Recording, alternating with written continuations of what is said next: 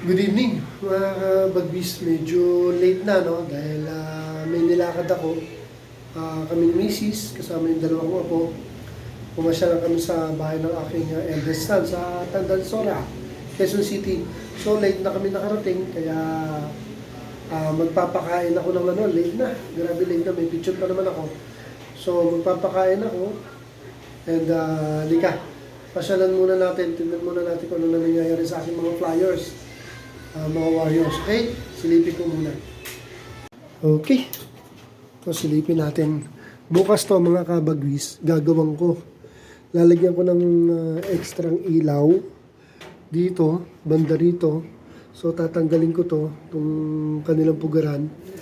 Ililipat ko yan. Lalagyan ko ng ilaw doon. Yung ilaw which is yung incandescent light para mainit-init, madilaw-dilaw siya, mainit-init. Ayun. So yun, nagpisa na yun. Yung isang ibon natin na yun, nagpisa na. Hindi ko lang kung dalawa na ang pisa or not. Yung yabang nito ni Beauty, oh. One leg standing pa, oh. Ito yung mga pichong ko, lalaki na, oh. Yan yung maliliit na yung dalawang yan, eh. Ang lalaki na. So bukas kayo may initan na kayo. Ikaw pasaway, bakit hinihiwalayan mo itong jonga mo to? So bukas siya may initan na kayo, okay? Ito yung dalawang 11 feather ko, oh. Yan. Tapos may bago pang pisa yung nanay at tatay nila 11 feather. Ito yung tatay. So yun, sinilip ko lang. At ako yung magpapakain na muna sa kanila, ha. So patayin ko na to. Dito na muna tayo. Next time ulit, bukas ulit. Dahil hindi ko na pwedeng ipakita yung kakain sila. Wala nang hawak na itong aking cellphone.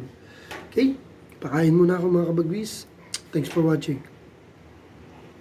Thank you for watching.